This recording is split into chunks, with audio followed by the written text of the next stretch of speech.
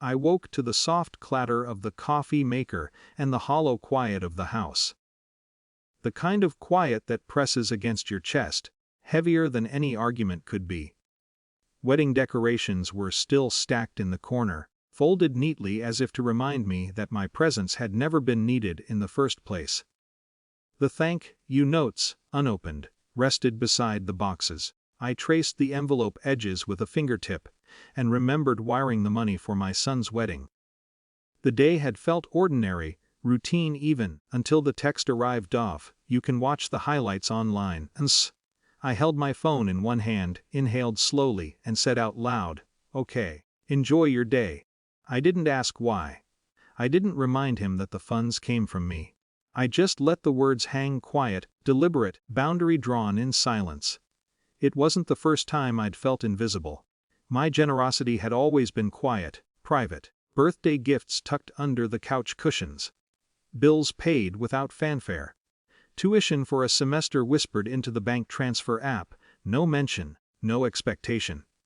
But this absence at the wedding, the casual dismissal in a short text, felt heavier. It wasn't anger that pressed against my chest, it was the weight of being overlooked, of occupying a role that my own child treated as optional. I replayed memories in fragments. The first time he rode a bike without training wheels. My pride didn't need applause. The school science fair, the first paycheck, the small apartment move, the acts of supporting had been my language, invisible to the world but meaningful to me. And now, that language had gone unspoken, unnoticed, reduced to a hyperlink of wedding highlights. Night fell slowly, dragging hours like reluctant guests. The phone rang once, twice. I didn't answer. The glow of the screen was a pale intrusion in the darkened living room. Dreams crept in, blurry and unbidden, merging the son's face with shadows of past milestones. Every birthday, every graduation, every quiet sacrifice, the montage was a whispering echo of being sidelined. I woke briefly to the sound of the rain tapping against the window, a soft percussion that matched my own heartbeat. Morning came, pale and cautious. The phone rang again, persistent.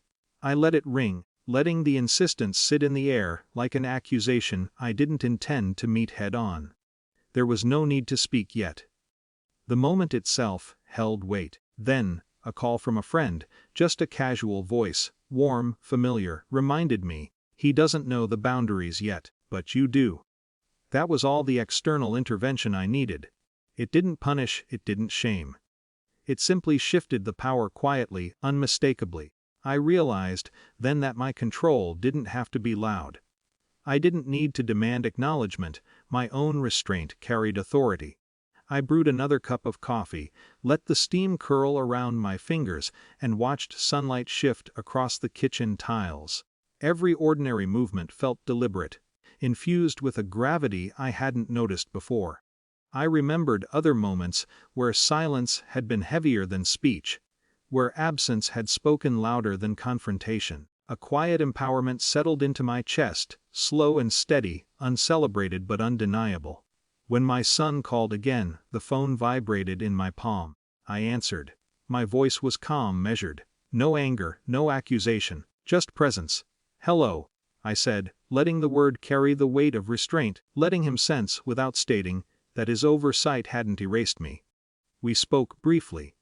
He stumbled over explanations, apologies half-formed, words trying to bridge a gap he hadn't realized existed. I didn't correct him, didn't lecture. I listened. My presence alone, composed, patient, conveyed the message: boundaries are yours to respect, recognition is yours to grant. But dignity doesn't hinge on being seen by others. After the call, I set the phone down. The house was quiet again, but this time, the silence wasn't oppressive. It was deliberate, intentional. I moved through the rooms slowly, noting the small things: the vase by the window, the worn rug, the coffee mug still warm. Each ordinary object became a marker of presence, of life continuing despite oversight. I reflected on the paradox: I had given so much, yet had been absent in the way that mattered most to him. And yet, in that absence, I had claimed something subtle but profound.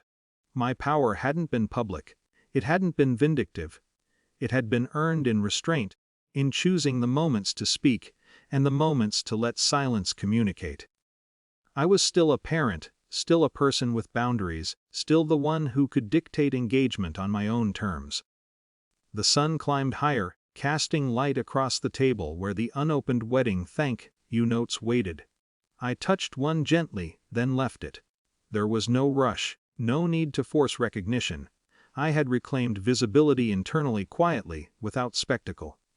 The world may not see it, my son may never articulate it, but I felt it, a subtle authority, a calm dignity that no text, no slight, no absence could erase. I walked to the window and watched the trees sway in the morning breeze. Life moved on around me. My presence, though invisible to some, remained intact in its own way. I didn't need applause, or acknowledgement, or celebration. I only needed to know the measure of my own patience, the weight of my own choices, and the quiet fact that dignity doesn't depend on being invited. The phone rang one last time. I glanced at it, breathed, and smiled faintly. No need to answer immediately. I could choose. I had reclaimed that much. And for the first time in a long while, invisibility felt like a choice, not a punishment.